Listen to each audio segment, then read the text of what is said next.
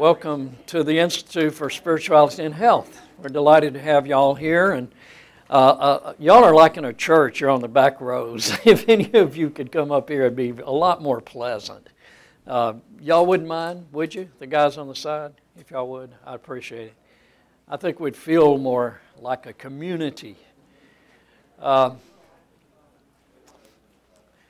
really enjoy having Baylor students come, so it's really fun to have you here. And I want to start by, we got a few more I'm sure will straggle in, but let me see here. I want to start with a quote from the esteemed Denton Cooley, Dr. Cooley, and this is what he said, and it's on the back of a book that we have that tells our history, tells the history of the Institute. It's quoted, from a career of over 60 plus years, I can say unequivocally that patients with strong faith consistently recover better than those without spiritual strength. The Institute for Spirituality and Health offers a wealth of knowledge and insight into this fact. I just wanted you to hear that at the very beginning, and that's what we're about.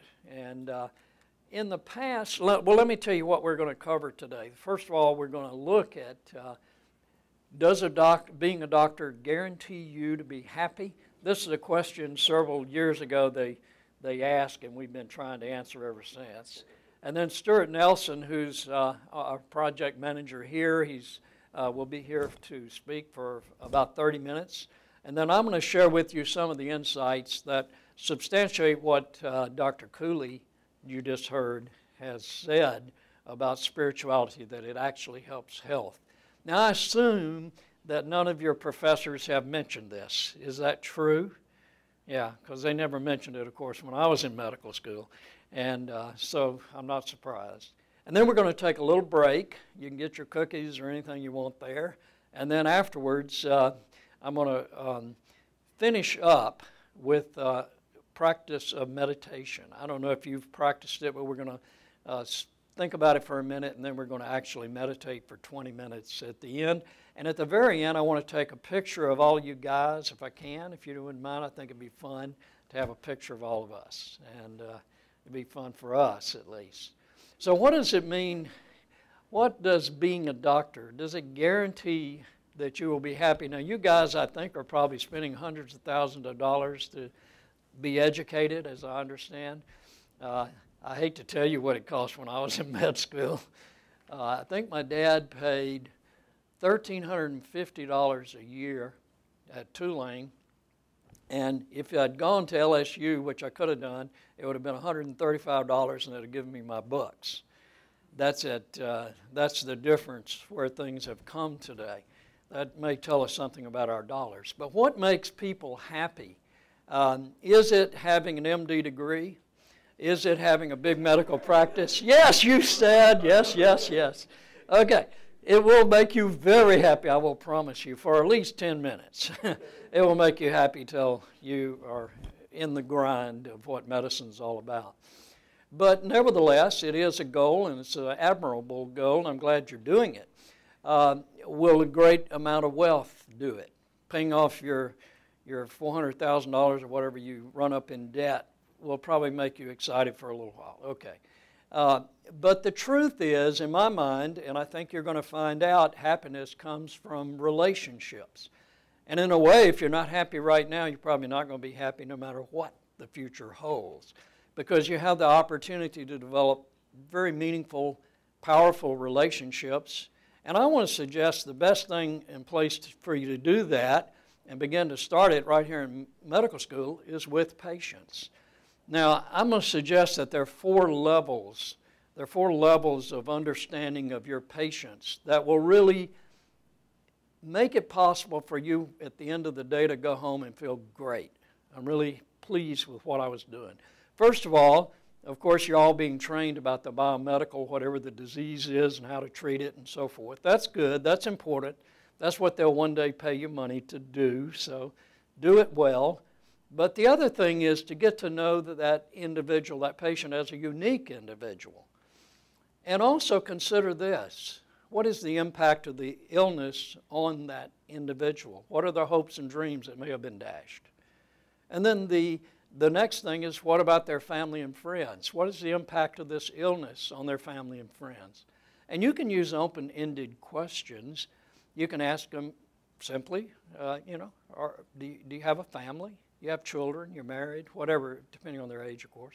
And those kind of open-ended questions will show the patient that you care about them and not about a disease. You certainly are paying attention to their disease, and it can be such a central focus. Have any of you watched the movie Wit, or the stage play Wit?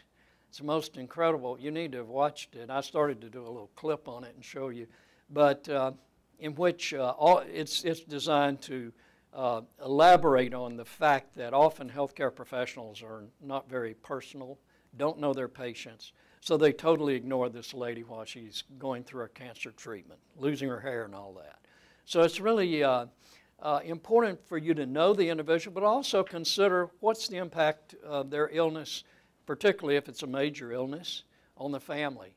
Say this is a man, his wife has always had him take the children at 7:30 in the morning while he's on the way to work.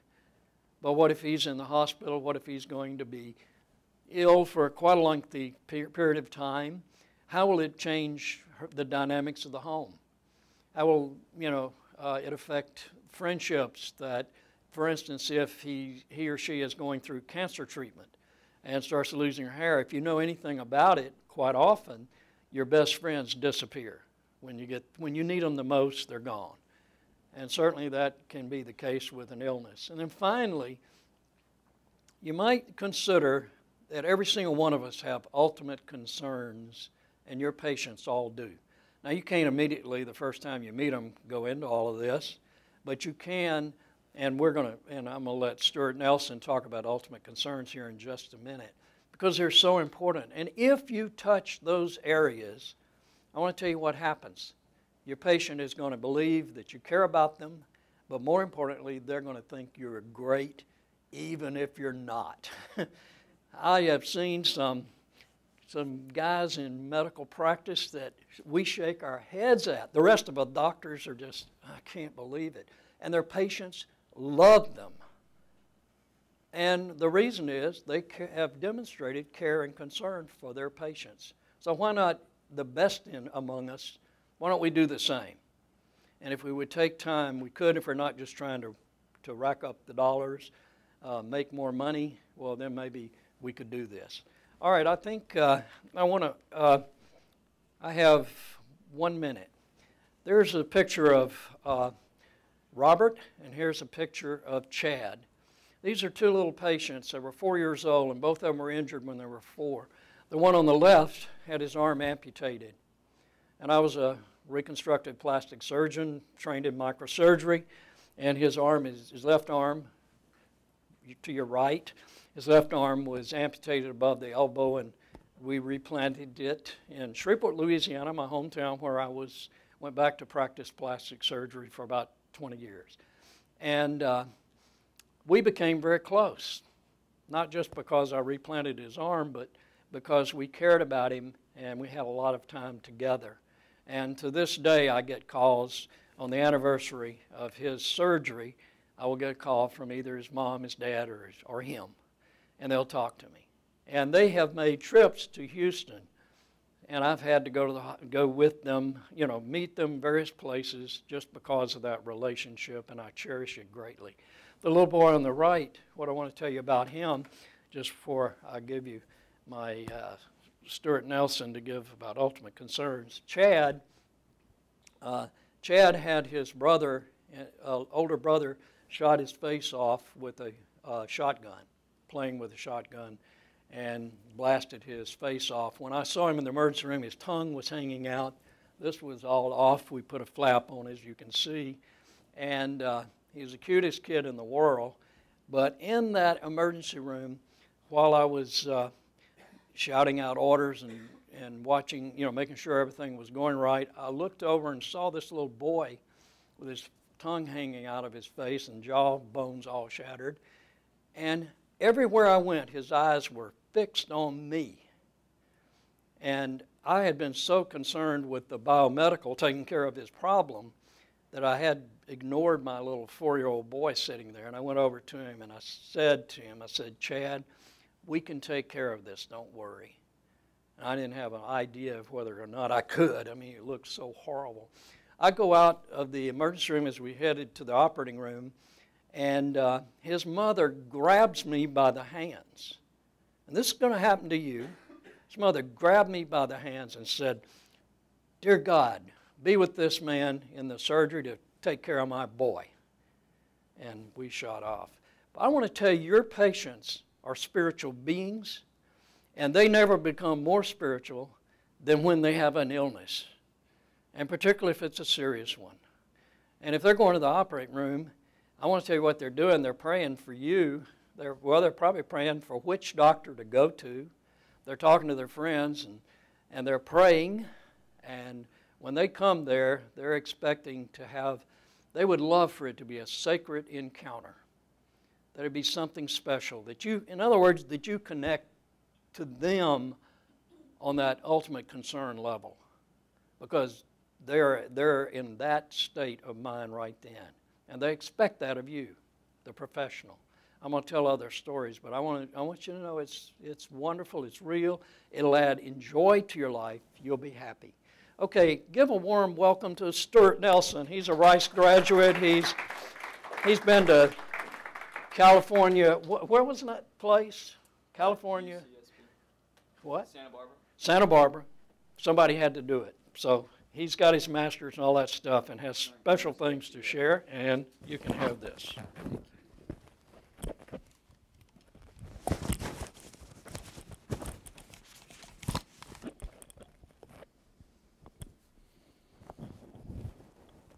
Hi, how are y'all doing? Good. So today I'm going to talk to you about meaning in medicine.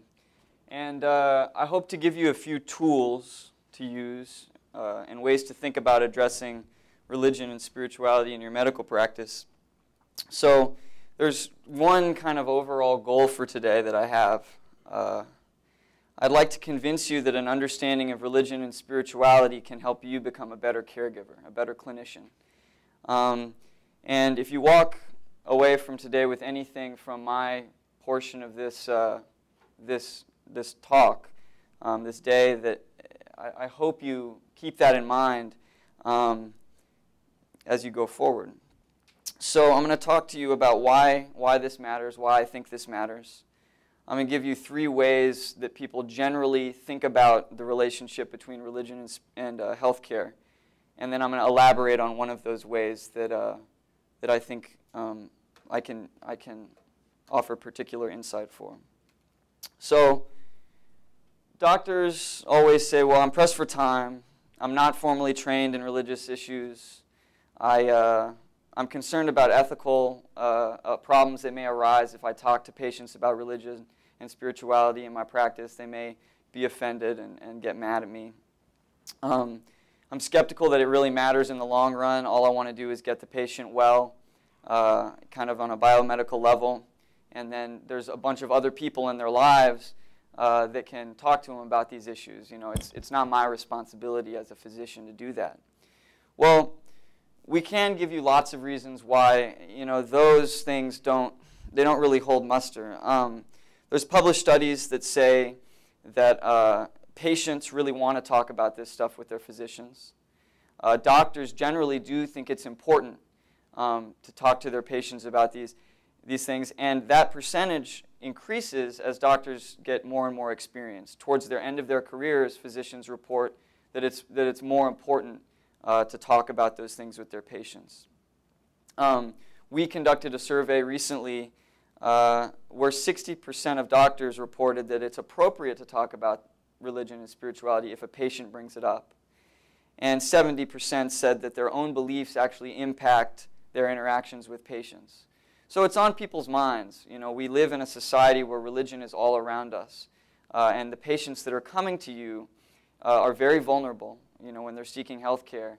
And they may find that you may find that it's very important and meaningful to address religion and spirituality in your practice. So at its core, this is really about taking into consideration something that people generally find important in their lives. So there's three ways to think about how religion and healthcare might relate to each other or interact with each other, and I'm going to elaborate on them.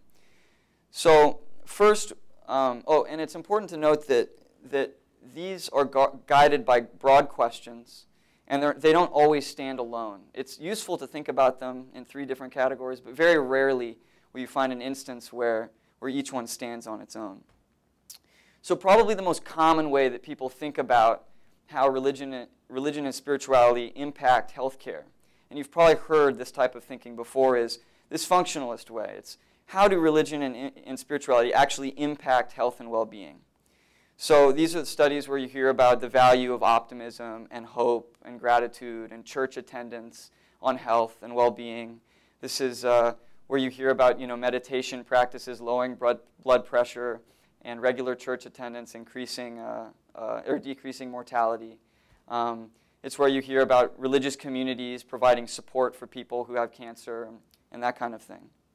So this is a very practically minded way of thinking about religion and spirituality and how those things impact healthcare. So the second way is another way that you probably receive some training in, and this is a sort of culturally sensitive way of understanding it. And this is the broad guiding question here is kind of, what do I need to know about religion and spirituality in order to be culturally considerate and to cater to my patients' value systems and what they're kind of expecting culturally when they come to a hospital. So, an understanding of beliefs and practices and customs, and maybe a cursory understanding of sacred texts would be important. One example that I always give here is like for Jehovah's Witnesses, they have very specific ideas about how they can receive medical care. You can't do stuff with blood or organ transplantation. So this is this second way. Does this make sense? Do those first two ways kind of make sense to you all? Yes? Verbally? Yes? Okay, great. So then the third way that I think gets the least amount of attention, but I think it can help a lot, is a sort of scholarly perspective. And the question here is, how can religious studies as a discipline, as an academic discipline, help me become a better physician? And that's what I'm going to talk to you about today.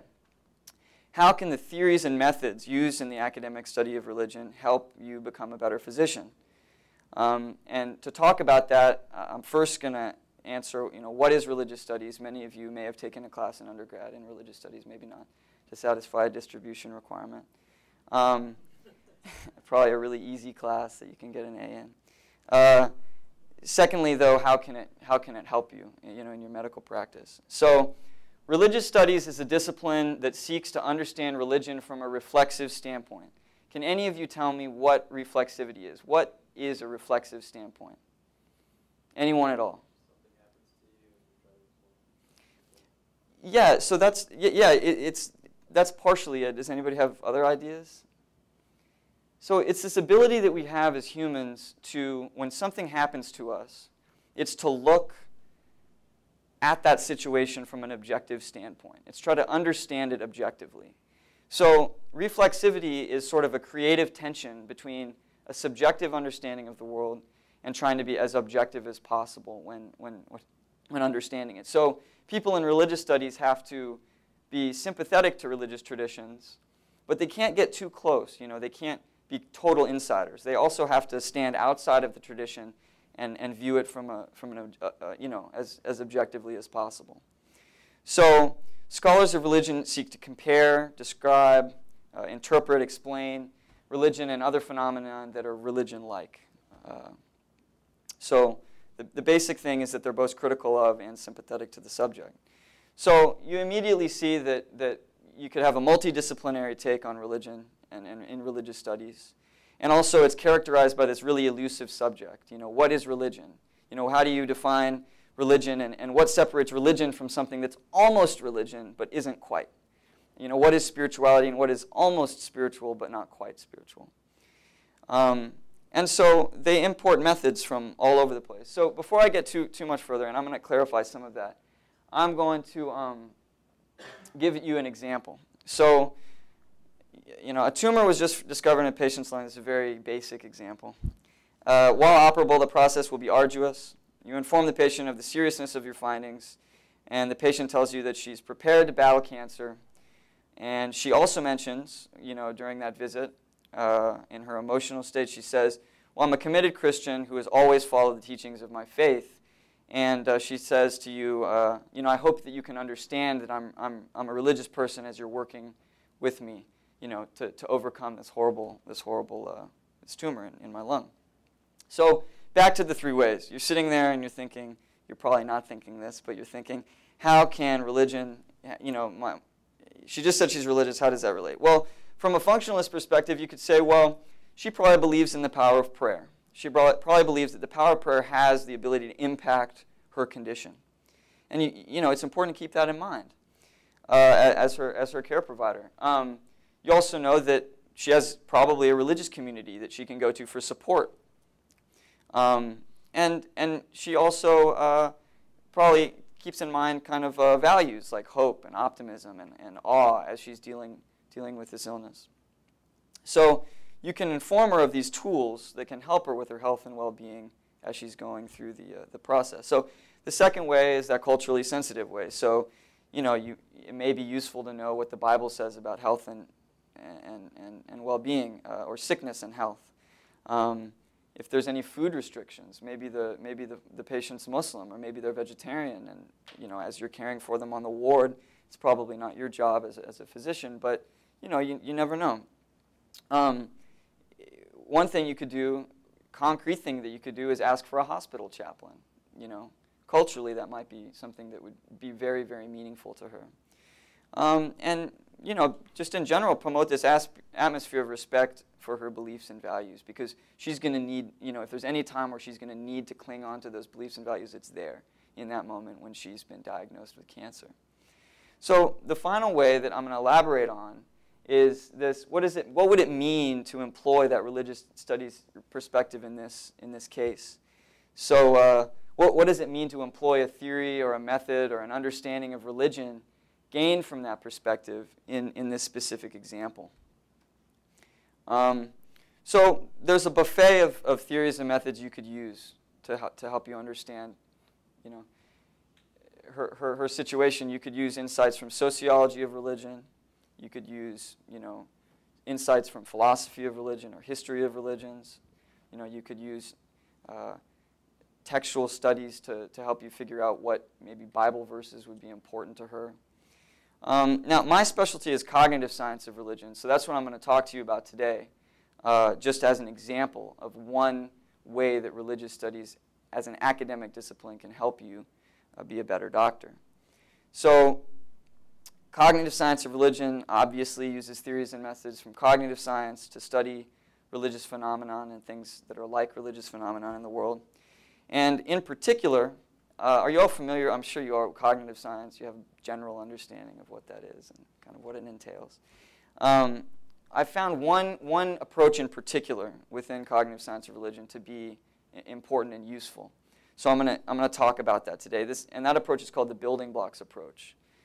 So the building blocks approach posits that personal meaning systems, or religions, are these complex systems of things that are deemed special or that are set apart by people.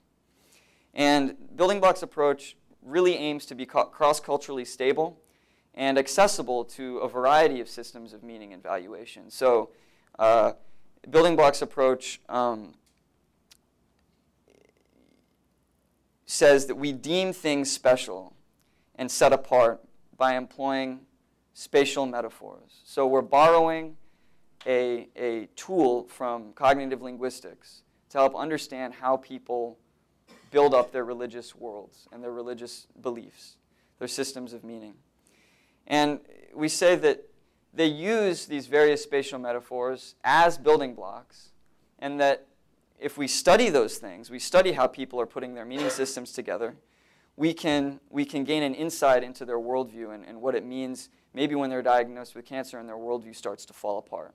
We can begin to to see how they built up their system of meaning, and then when something happens in their life that shakes that system, how we might attend to that and help them out.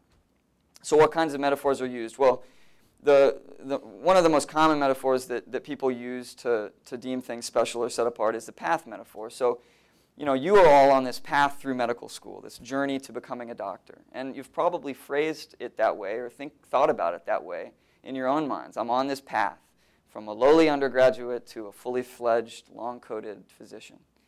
Well, people think about all sorts of journeys in this way. They think about their religious journeys in terms of this path spatial metaphor.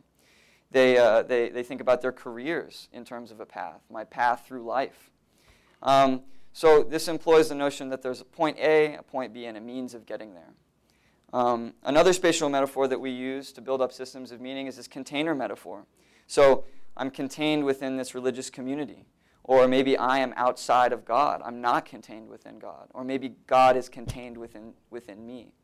Or people more abstractly might use this as they're talking about their disease. So they may say, well, my disease confines me. I am consumed by my disease right now. So, when you leave here, if you remember this notion of the spatial metaphor, you'll hear people using them all the time to describe their thoughts about the world. Another really good one is the part-whole metaphor. They're using this notion of unity and multiplicity to describe a belief about the world. So cancer is a part of me now. My battle with cancer is a part of me now. Or, like I said before, God is a part of me. My family is a part of me. They're using this spatially based metaphor to describe their experience of the world. Another really common one is the idea of a force or a power. So we have, the force of God, or the force of nature, or the force of medicine. The power of medicine to cure me. And there are others. There's dozens of spatial metaphors that we use all the time to describe how we think and believe, or how we think about the world and what we believe about the world. So, there's proximity metaphors. I'm close to my family, or I'm not close to my family. I'm close to God, or I'm not close to God. I'm close to my doctor, or I'm not close to my doctor. Another one, just to name a couple more, is like a front and behind metaphor. I'm ahead in my spiritual journey, or I'm way behind in my spiritual journey, or I'm ahead in my battle against cancer, or I'm behind in my battle against cancer. So, here's some examples of multiple spatial metaphors being used in single sentences. So you have, I am not a part of that lower spiritual path. Or my lucky underwear causes me, it has the power to make me win in a basketball game. This cross that was my father's, the cross went on a path in my father's pocket, contains the power to protect me from illness. So these are just, does this make sense? I mean, are you getting this? Yeah? Okay. Sometimes I feel like I just babble and people nod their heads, but I hope you can understand this.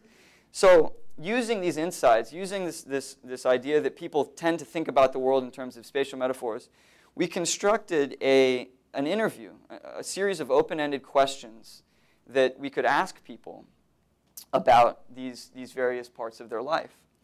And one of the parts that we were really interested in was their cosmology and their religious beliefs.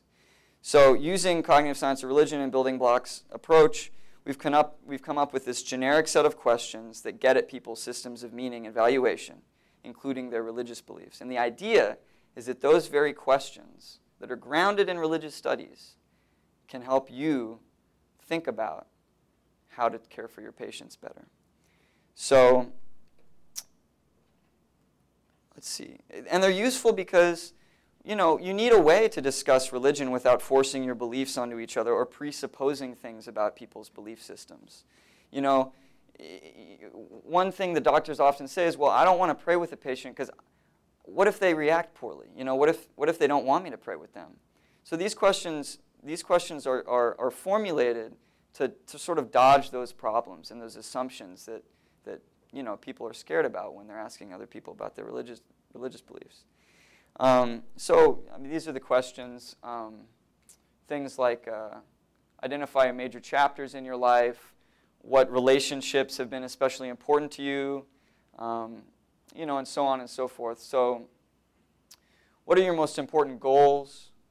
Do you have methods to reach those goals? How did this world get here? How did you get here? Those kinds of things. So back to our example. The tumor was just discovered in the patient's lung, and while operable, the process will be long and arduous.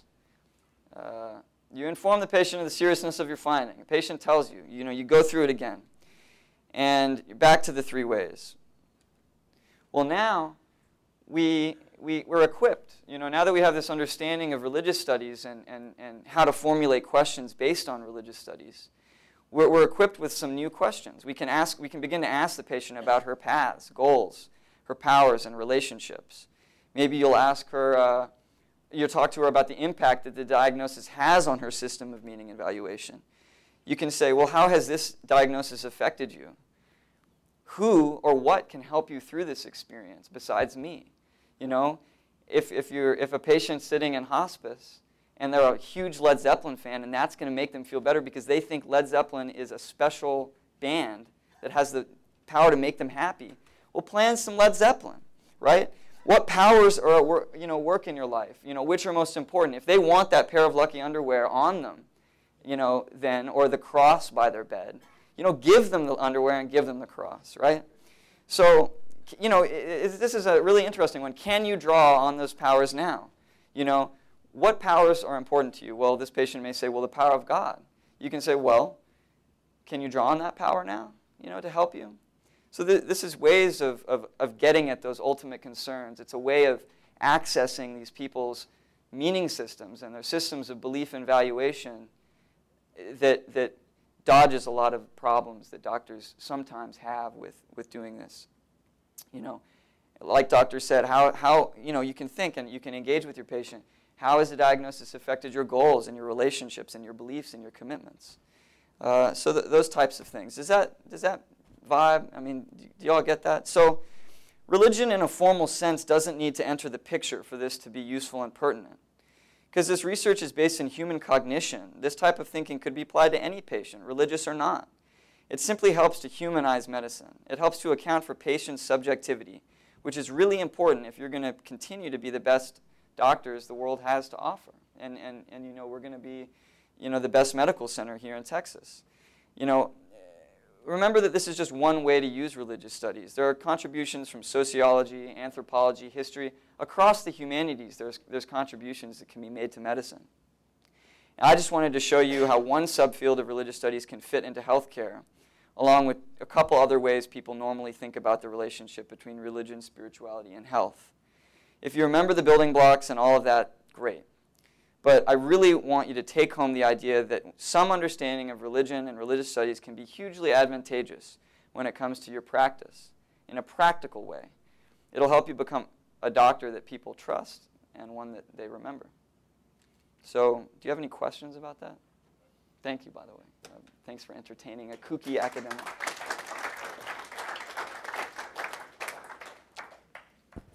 Don't have any questions? Anything at all? The professor's here. Well, thank you so much. Thank you, Stuart. By the way, what you noticed were open-ended questions. In other words, these were questions that you may just get spontaneously while you're with your patient. If you were to say, well, I'm a Christian, do you believe in Jesus Christ as your Lord and Savior? You might be smacked in the face, you never know. But if you ask, where in the past have you found strength to get through difficult situations? Now, you've asked you don't have a clue where the patient's going to go, but they could go anywhere. The other thing I want to suggest to you is when you walk in the patient's room, you may see objects, religious objects, a Bible, a Quran. You may see Gita, some scripture passage, or something may be hanging on their bed that may tell you a little bit. All right, say you're you were a Christian and you didn't have a clue what this was, it'd be great to say, can you tell me about this? What is this? I'd like to know. Be curious and be willing to listen. And everyone loves to be a teacher. If you can turn your patient into a teacher, that person will think so much of you and will. Now, everybody else coming in the room probably isn't going to do this. The professors running in and out won't do it. But if you do it while you're taking care of your 1 or 2 patients assigned to you, or 10, however many there are, I want to tell you they're going to remember it. They're going to remember you. They'll remember your name. And you will know that something great has happened between you and that person, and it'll bless you. This is what healing has been all about for centuries. Right now, we got our modern medicine science, and we do all of our tests and all that stuff. But throughout history, it has been the relationship that a doctor had with the patient that really had a great deal to do with their healing. Their confidence. You know, we know about the placebo response. You give them a capsule with bread in it, and you write a prescription, you tell them, or give them the bottle, and you say, this is exactly what you need. It's going to cure. You know what?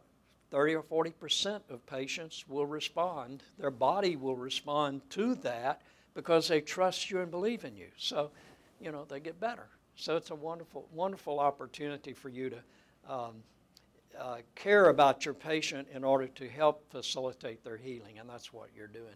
Okay, we're going to talk a few more minutes, and I will. And wanted to tell you, we've been around this institute for 58 years, and it was designed back in 1955. It was very cutting edge when this would not have been thought of, to develop a new program combining religious ministry, teaching, research, and holistic care of the patient at Texas Medical Center. That's why these, you may notice some of those names, Fondren, Skurlock, Tellepson, some of the fine people of this city.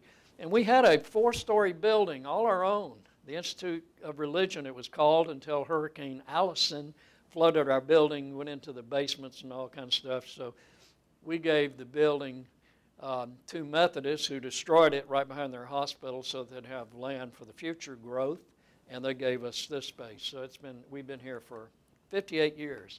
Our mission is to increase awareness with you guys and anybody that'll listen of the role that spirituality plays in healing, in coping with a chronic illness, and in maintaining optimal health. And it does. All kinds of studies. There are over 3,000 studies in the literature showing, and these are peer-reviewed, all kinds of articles, showing that if you have a high, I hope you're listening, if your patients have a high religious commitment, they will have less frequent and shorter hospital stay. They will have shorter stays in the ICU with less complications, less stress, lower cholesterol levels, lower blood pressure, less mental stress, mental upset. And by the way, if they commit suicide and they have a highly committed religious community, they're far less likely to do it again. And certainly far less likely to make it actually succeed and kill themselves. They have a higher life satisfaction, sense of well-being, and longevity is lengthened by 7 years. The first time that study was published, everybody said, that's crazy. How can going to church or going to a synagogue have that effect on your life? So they repeated it 29 times now. All 29 show that is true. You live longer. And you might think, okay, doctors, tell me why would that happen? If I'm a part of a religious community for the majority of my life, why would I live 7 years longer? What's going on in me? What system might help me to be healthier? Yeah, it is social support. Those are the things. I'm talking about what physiological part of your body is activated by having a community that you're with in a regular. And all right, you go to church, and hopefully you're going to hear beautiful music. You're going to be hopefully in a beautiful cathedral or whatever, synagogue, mosque, temple. You're going to be around a lot of great, but you'll hear maybe beautiful pipe organ music, choirs. You're going to hear hopefully a positive sermon telling you God loves you, and you hear that week after week after week after week, and you read scriptures that say the same thing, the 23rd Psalm, for instance. Okay, what does that do to you? Come on. Huh? All right, it's in your brain. You begin to, just like if you were going down a whole different path, and it affects your immune system. And your immune system pours out all kinds of good stuff if you're in that environment on a regular basis. And if you hold to it, if you believe it, by the way, the studies show it has to be genuine on the inside. You have to really believe it for it to work. You're not going to, say, church, synagogue, or whatever, because your spouse drug you there. You're actually have had an experience with God, and it really is meaningful to you. And if that's true, and by the way, there's psychological tests and all kinds of things to show whether or not that's true.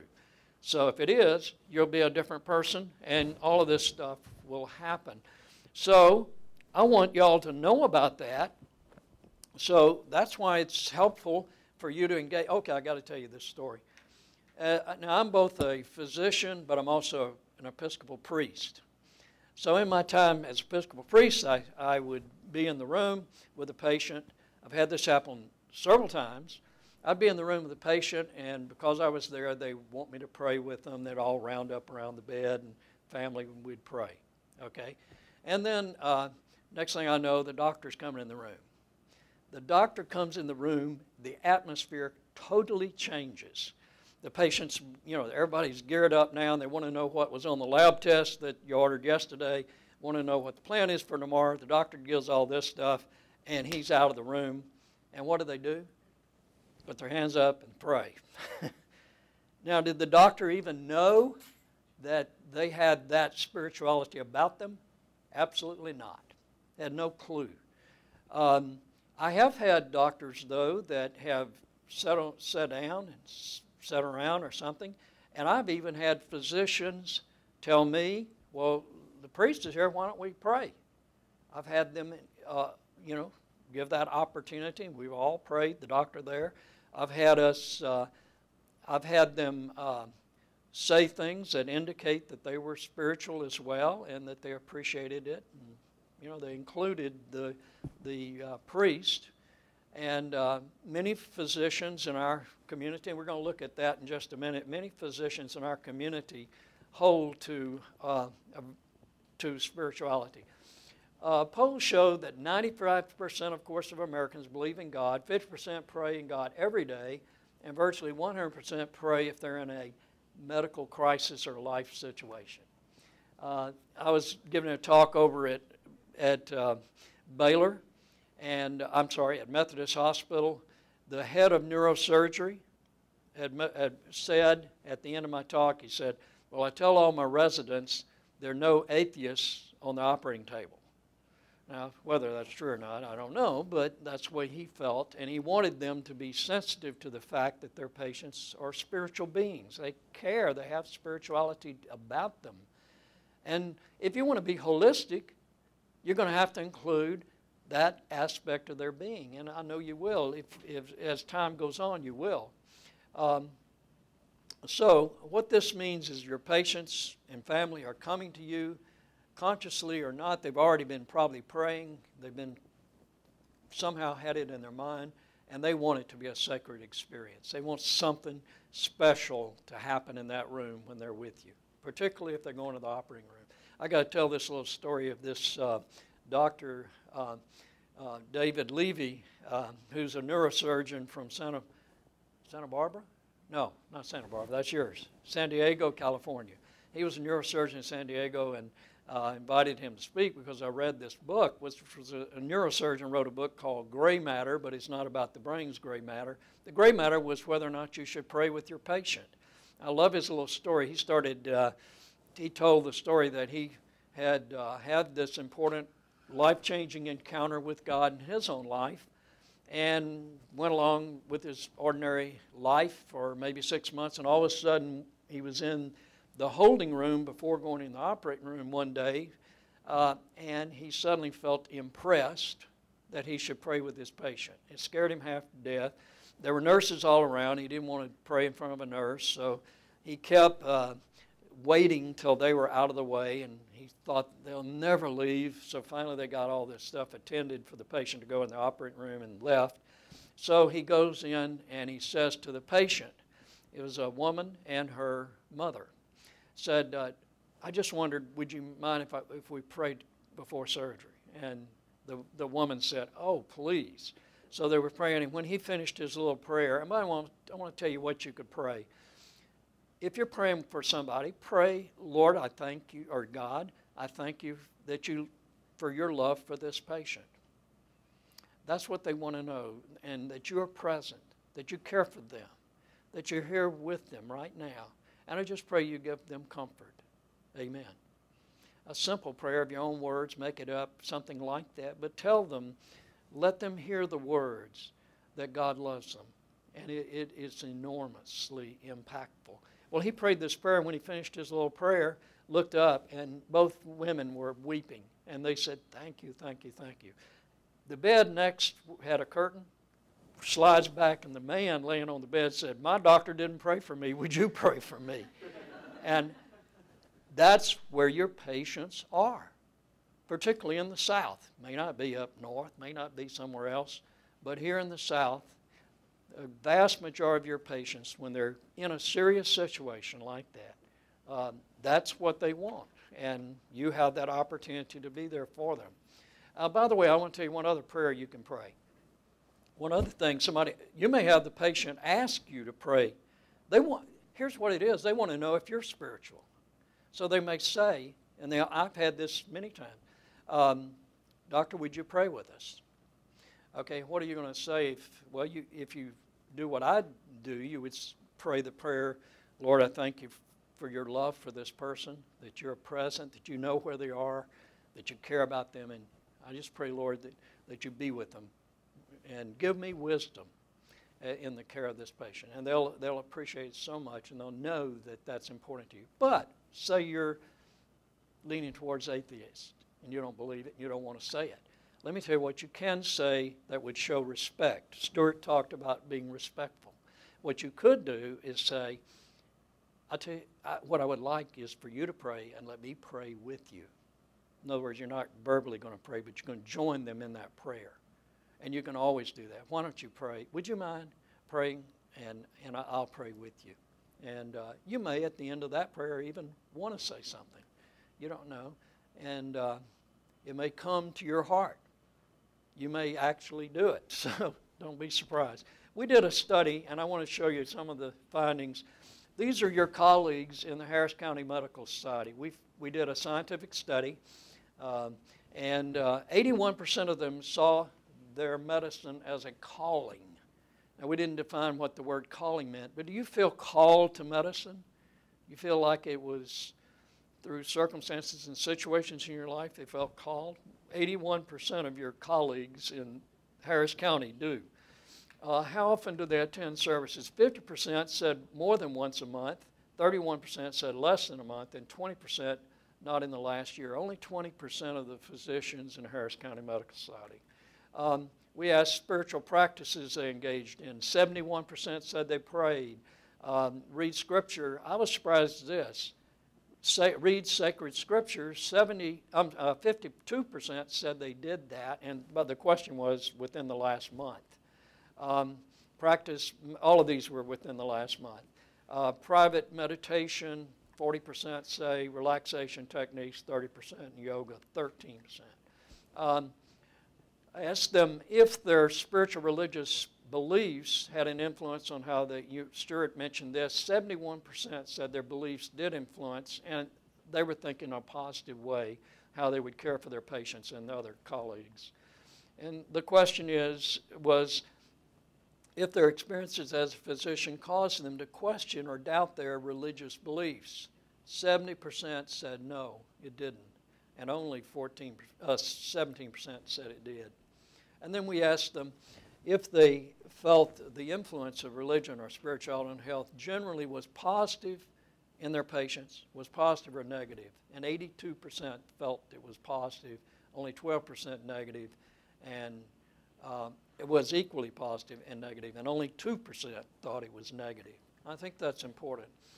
And if they thought whether God or a supernatural being ever influenced in a patient's health, I was surprised. 53% said yes, 28% said no, and 18% weren't sure. So a high percentage of them felt like that it did occur, that God intervened in some way in the patient's health. I gave them a box on the survey so they could write anything they wanted to.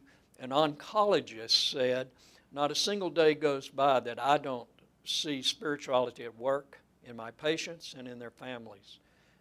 Thank you for doing this. We need to do it more often. So I think your physician community feels like this is all very important. When asked if it was usually or always appropriate to discuss religious, spiritual issues with a patient, 54% said yes, as Stuart mentioned.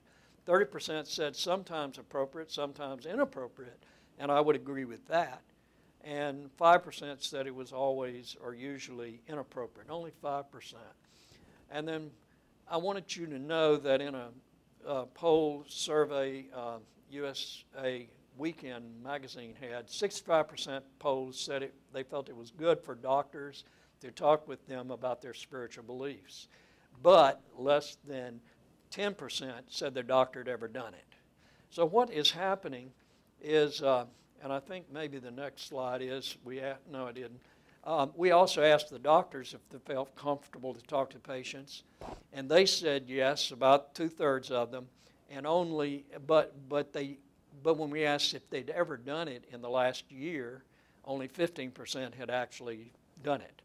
So what is happening is we're missing each other. The patients want it, and by the way, we also asked them, if you have not, why have you not? And what the doctor said, they didn't want to offend their patient. That's exactly what the patients in the polls say. They don't want to offend their doctor. So we're missing each other completely. And that's what I hope all of this and what Stuart has talked to you about give you some tools to be, and some open-ended questions that if you're willing to do it, you will experience a deeper relationship with your patient and bless them in the process and perhaps help their healing.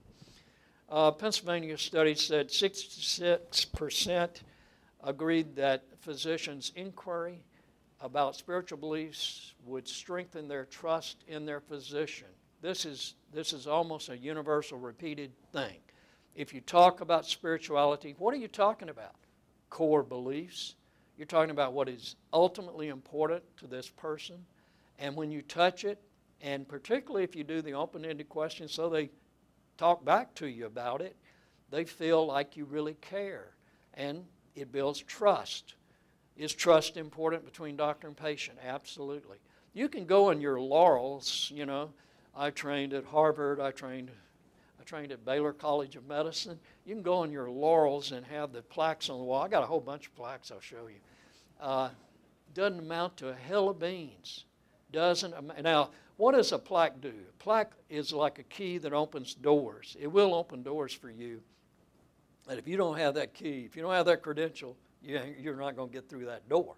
So it's vitally important to have that. But once you're through the door, it isn't just that plaque that you have on the wall that's going to get you there. It's going to be how you use your humanity and your relationships with people. And medicine is uniquely an art as well as the skill that you learn biomedically, but it's also this art of human relationships that really makes it a whole different vocation in life. 94% of patients for whom spirituality was important wanted their physicians to discuss it and to be sensitive to their values. And then in this study, 50% of patients for whom spirituality was not important felt that doctors should at least inquire about spiritual beliefs when it was a serious illness, serious matter. So that's even the ones that, you know, even patients that didn't feel it was important for them, they felt like a doctor should address that. And yet only 15% said it ever happened, had not happened to them. Okay, we're right on time. Any questions right now? Maybe I got a story or two. Good.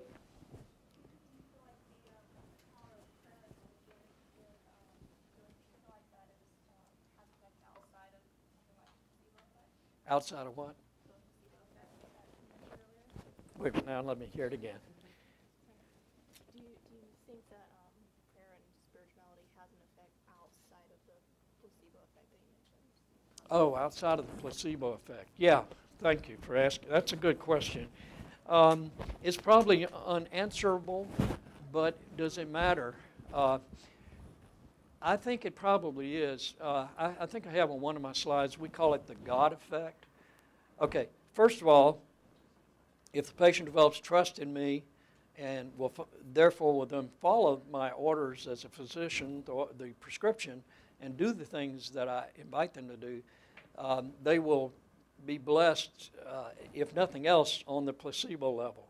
Okay? And that's 30 or 40%. But the fact of the matter is the immune system gets activated, and so that would be, say, might be above the placebo level. All parts of your body are activated to be positive in healing. And then I think we all would say there may be the God factor. And I would tell you there are plenty of physicians. I was amazed how many of our physicians in the survey responded that they felt like, some of them would put in the side, handwritten, miracles. I've seen miracles. Okay. Now, whether it was really a miracle or whether it was coincidence, who knows? But I want to tell you, if you want to have a wonderful life, awaken your spirituality. I just want to tell you all that.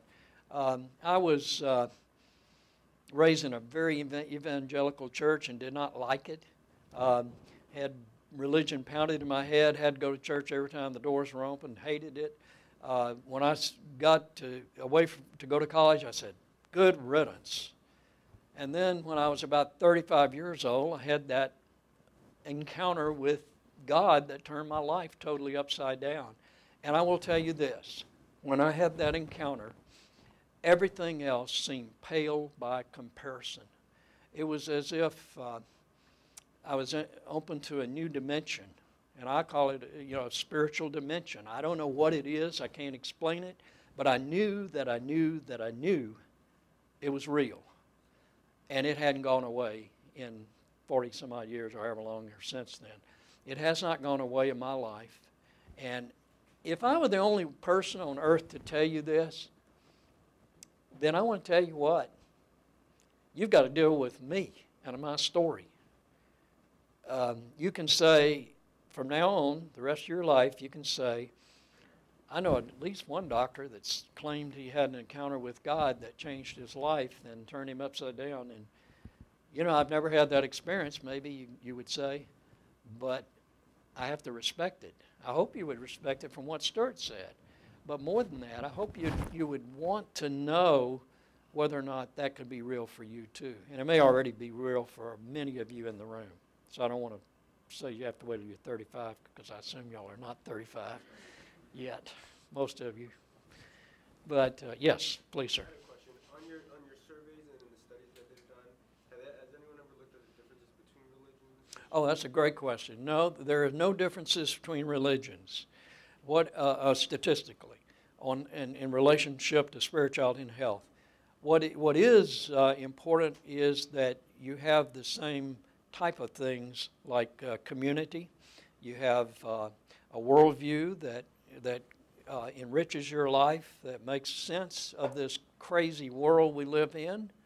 And religions have a wonderful way of providing that worldview, that you have a set of beliefs that give you hope and trust and hopefully connection to the mystery of the universe, to the transcendent mystery that many of us call God. And but that obviously that can happen for a Jew, can happen for a Christian, can happen for Muslim, can happen for Hindu. By the way, I have one of the joys I've had in this place is I've been able to. I know y'all are getting frisky. We've got to give you a break, but just a second. One of my joys has been to go to all kinds of other religious places here in this Houston area, and we're rich with them. And I've had more of blessing at places like the Hare Krishna Temple, just north of 610. I've had I've been with a group of Muslims it's called the Institute for Interfaith Dialogue, a great group of Muslims. Of course, always been exposed pretty much to Roman Catholics, but I'm Protestant. But I love the opportunity to meet people of other faith. And what you find out is they have strong, wonderful beliefs. They don't want to convert to Christianity because they got something. If they didn't have something that's lasted thousands of years, why do you think people hold on to people groups? By the way, there's never been a people group that does not have a religious structure. I think Stuart would agree. I never asked him that question, but I have, in other words, when sociologists go to a nation, a people group, a new people group, wherever it is, what do they look for? Artifacts, they look for language, they look for art, and they'll tell you what the religion is. Because that's human nature. We develop a religion to honor the things that are those deep core concerns that we find in our communities. And if you're committed to those things, whatever your faith system is, you're blessed in a real way. And that's why these religions sustain themselves over a great length of period of time. Okay. What we're really talking about is developing a more compassionate model for what it is to take care of patients, be a part of patient care. And we, of course, want to do that in order to be holistic in our care, body, soul, and spirit, the whole person. In our medical circles, we use the term, as you know, biopsychosocial, and that's the model we try to use. But I want to suggest to you, maybe we ought to add the word spiritual to that biopsychosocial spiritual model. And if you just become conscious and aware of it, I think that it will assist you in becoming sensitive to the spiritual aspect of your patient. They're not only biological beings with organs that you can measure and do stuff with. They're not only psychological beings, they're sociological with their family and friends, but they're also a spiritual aspect. I just wanted to show this little slide that talks about what is religion and spirituality and how to distinguish the two. Religion, in general, was felt that if you were real religious, you might become very spiritual by becoming a nun, by becoming a monk. You might go off on a pilgrimage. So spirituality was sort of within religion, and otherwise we weren't using the term in the past, but now, today, it's quite different. Religions we now see as in the center as being one of many religions surrounded in what is broader than religion is their spirituality.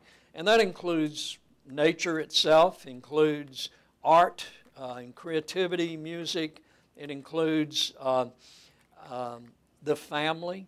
It includes friends. And it includes even to be alone by yourself. And we do that with meditation. We're going to practice that in a little bit.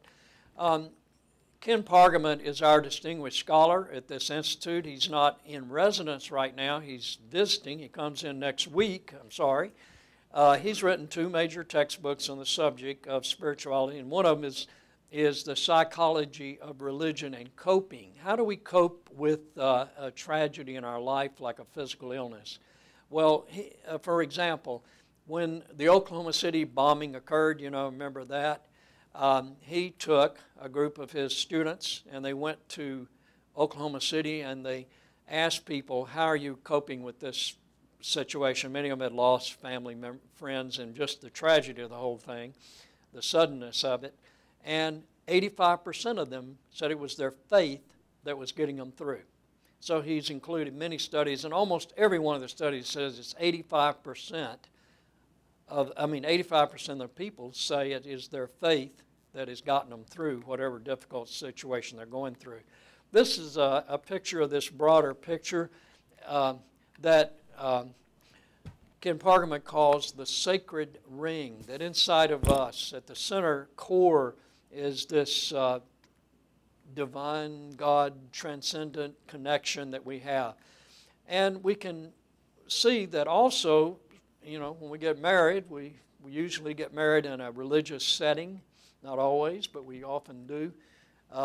But even if we go to, I was invited to do a service in one setting was on a golf course in Arizona, you know, one of those beautiful golf courses, and there was a rock that looked like it was just balanced there. Any moment it might fall over on you, but they were married right under the balancing rock. And I don't know what symbolism that carried, but maybe for most of us that's it. But it was a beautiful setting on this putting green, and what did they have? They asked for a priest to give the service, so it was a religious service out on a golf course. It didn't matter. It didn't have to be in a church setting. So every aspect of your life can be intertwined with that spirituality side of you if you've made that connection, and many of us have. So what does it mean to give compassionate care? First of all, I want to look at the word compassion. You may know that the word comp, anybody, tell me what the word comp in Latin means. Pardon? With. It means with passion. So, I mean, this word means with passion, and which the word passion, of course, means suffering. So it's basically interpreted to suffer with is to have compassion for somebody. And compassionate care, according to Christina Pachowski, who is at Georgetown University, said compassionate care is to walk with the patient who is suffering in the midst of their suffering, and that patients want to feel their physician is compassionate, that he or she is caring, engaged, and that they are not alone. Now, it's a little bit hard for us because we want to get the scientific facts. We don't want to get emotional. We want to use our logical, rational brain. So it might take a little thought of how we will both be compassionate and that side. And as Stuart mentioned earlier, many people, religion forms the basis of their meaning and purpose in life. So if you want to ignore that, that's what you're ignoring. This very core center purpose, meaning and purpose of your patient's life. The profoundly disturbing effects of religion can call into question a person's everything about them, their life, their work. And true healing is to restore wholeness, means that you're going to touch all of those areas and be able to have some answer for questions like these, like, why is this happening to me now? You don't have to be in practice very long. You're going to have that kind of question asked of you. What will happen to me after I die? Would a patient ever ask a doctor that? You better believe it, because you're an authority, and you may be the closest thing to them at the most crucial moments. So they may ask you that. And by the way, how would you answer that? What will happen to me after I die? You know, they taught me when I was at Tulane, they said, if you don't know the answer to a question, just ask them a question back. You know, say, well, what do you think? That's a good enough answer, and a lot of times they'll tell you. If you just say that. Well, let me tell you, I was on big charity, we called it, down in New Orleans. Big charity hospital had the second largest hospital in the world was in New Orleans, and they had designed it so that you would have a ward full of patients with the same diagnosis. Well, I've got my shiny black bag, and I'm going to examine this patient. My first patient looked at me and said, do I have breast cancer? And so I tried to answer the way they had taught me. I said, why do you ask that question? She said, well, everybody else in this room has breast cancer. So fortunately, nowadays, we don't put all the patients with the same thing. Of course, this was a charity hospital, so I could do what they wanted to do, I guess, but it wasn't a very sensitive thing to do.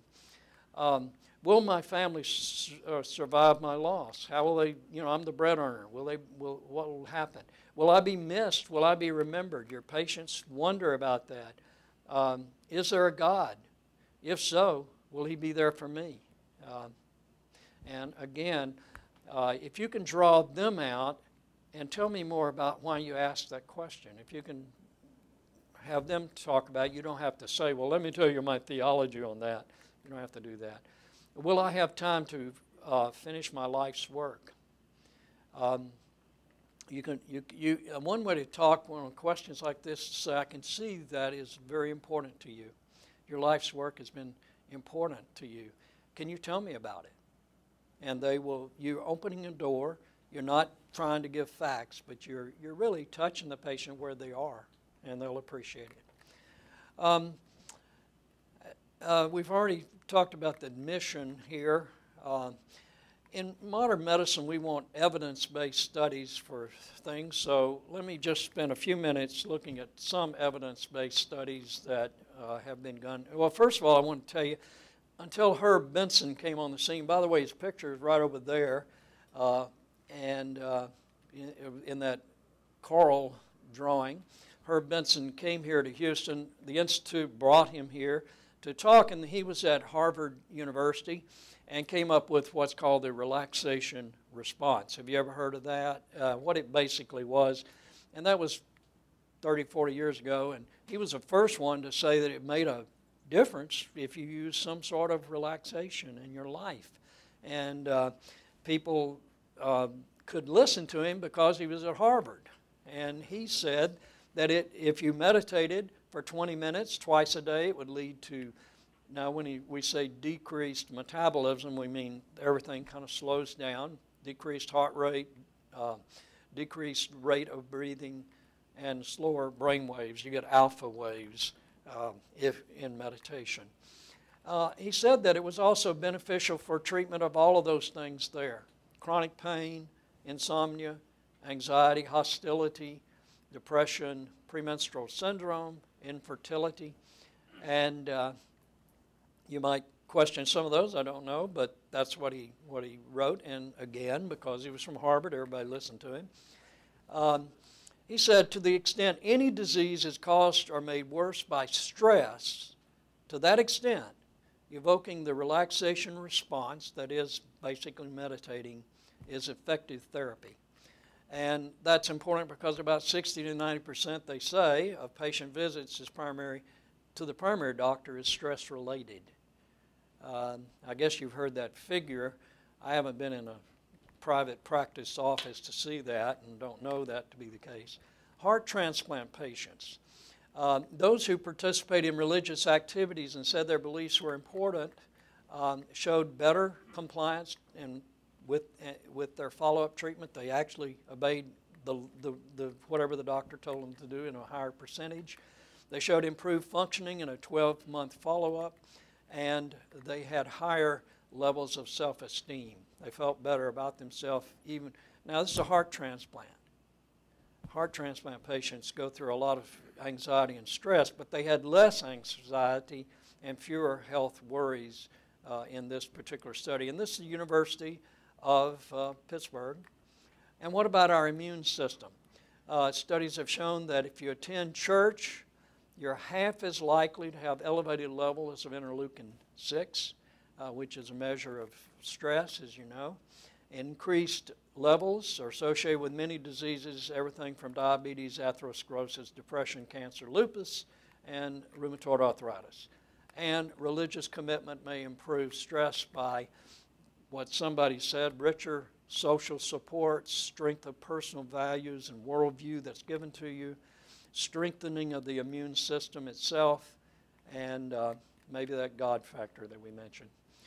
And we can't measure that, so we don't need to worry about it, but we know that something's happening if you have a spirituality that's deep. One of the first studies on spirituality in connection with it was done with HIV-positive patients at Yale.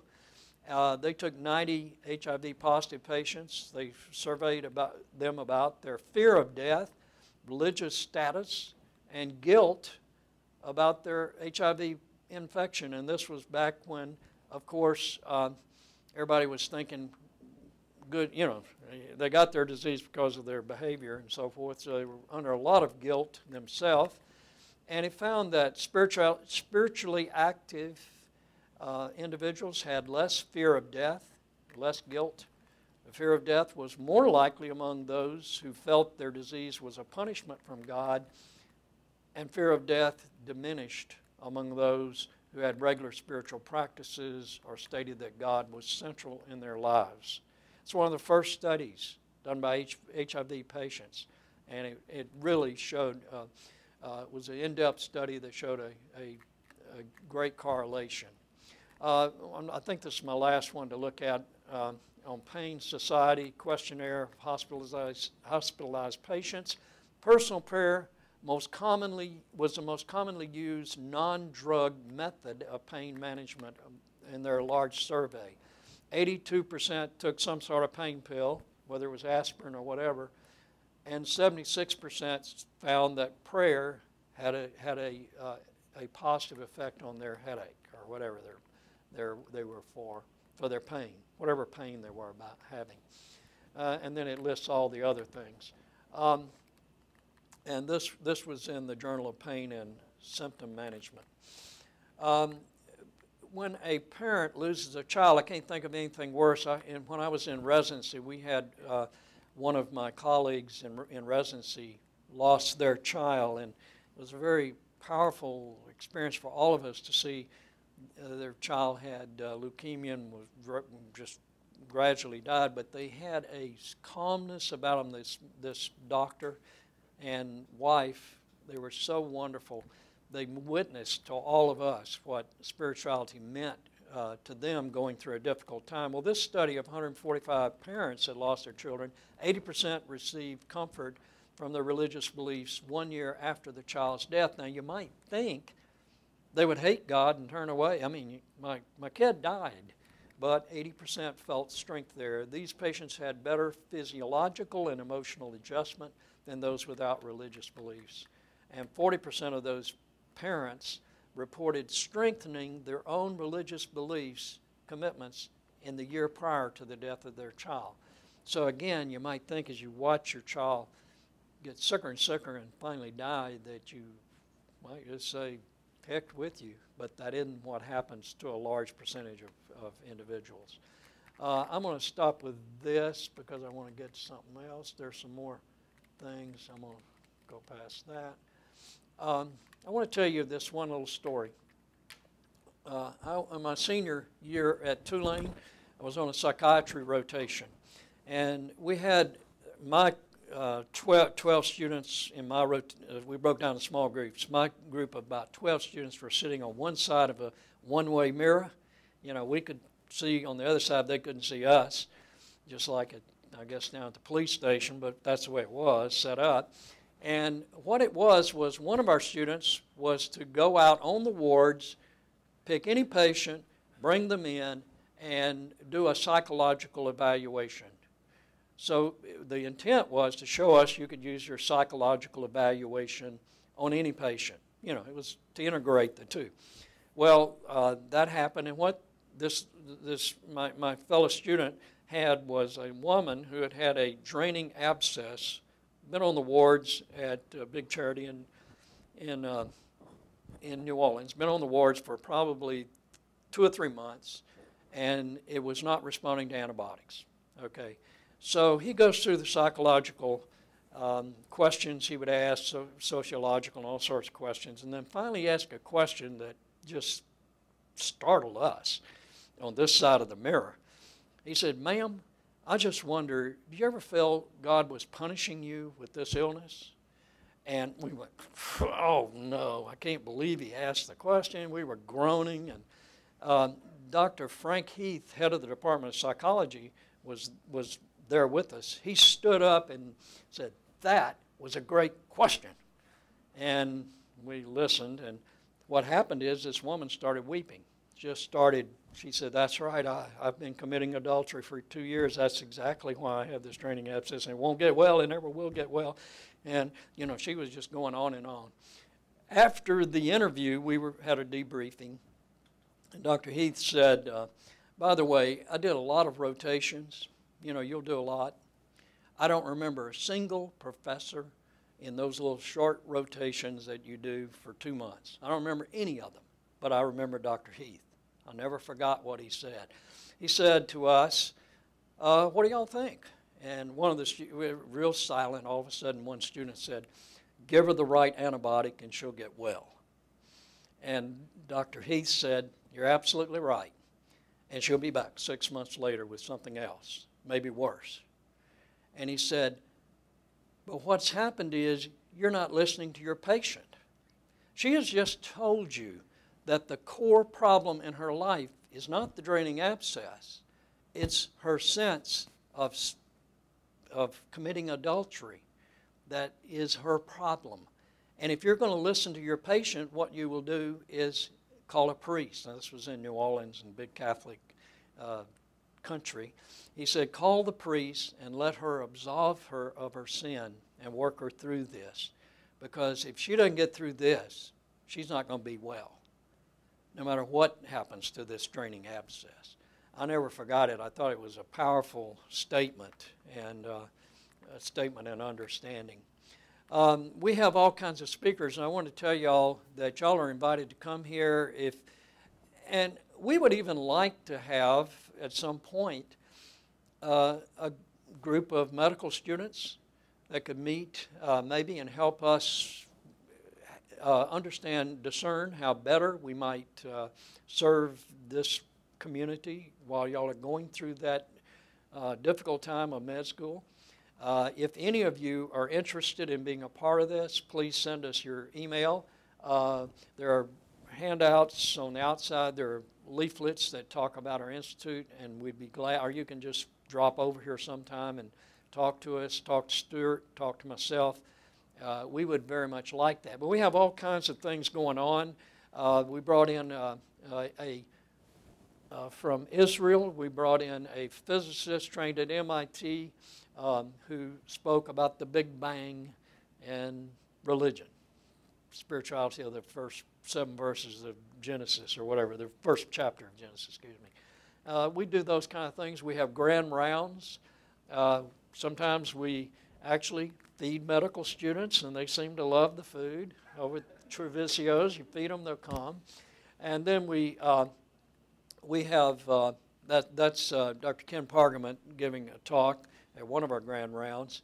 We have great lecture teacher series we've had in the past. We have Psychotherapy and Faith Conference. We're in our 22nd year coming up. This is a picture of Dr. Jim Lomax, who's in the psychiatry department at Baylor, and along with Dr. Gabbard and Holly, what's her name? Holly, I always forget her last name. At any rate, she has a split name. Huh? Is it on the screen? What is it? Oh yeah, Chris something, I've forgotten it. Holly Crisp, I can't even see it. Okay. But at any rate, they're pondering the questions from the audience. We have a nursing conference every year. We have things like centering prayer opportunities to learn about that. And we take our message to the world. Giving a talk in Jacksonville, Florida, here, down at Galveston. The pediatrics, have you ever heard of the pediatrics review, annual 61st Pediatrics Annual Review by the Sea, they call it, down in Galveston. So I gave a talk down there for them. So I want us to talk just for a brief moment about what you can do when you're stressed. You guys can look at these things. You can know, first of all, whatever you're going through right now, you're just experiencing in a little window of time. So realize this too will pass. I promise you it will, no matter whatever it is. That's life. If you look back 5 years from now or whatever, or even a year, or even a week, things are different. So remind yourself, no matter how stressed you are, that it's not necessarily the environment, because you may not be able to do anything about it, but you can control your own self. If you're not exercising and you're stressed, do some exercise, do jogging, whatever. Share with others. Tendency is for us to get isolated, to think we're the only one. By the way, that would be a great reason to have a group of medical students who in a confidential way would meet on a regular basis and be able to talk to one another about the stresses that you're going through in med school. And the problem is you think you're all alone. You really do, because you don't want to admit. But if you're in a committed covenant group that is committed to one another, committed to be confidential so that it doesn't, share it with anybody else. After 3 or 4 times you're together, you suddenly open up to one another and you touch each other in a deeper way. So it's very important to consider sharing, and then focus on your breathing. If you're in stress, one of the things you do is start breathing faster, but also shallower. So if you realize you're stressed, just start breathing deep. You've heard people take 2 deep breaths. Well, it's a valid point. But also one way to meditate is simply to be conscious and aware of your breathing. Just aware right now, if you will, while we're sitting here before we do our little thing. Begin to be conscious of the air going in and out of your lungs, in and out of your nose. Take a deep breath, if you will, and just feel it. And let it out, if you would. Can y'all do that right now? Okay, you're aware of that. And for some reason, you'll forget more than likely the thing that was upsetting you or distressing you simply by doing that 3 or 4 times. And relax. You can also just relax completely. It's sort of like letting go. I'm letting go of this problem. I'm not going to try to fight it and solve it because it may be out of my control. Not everything we can control, even if we have an MD degree, I promise you. But we can control who we are and what we are.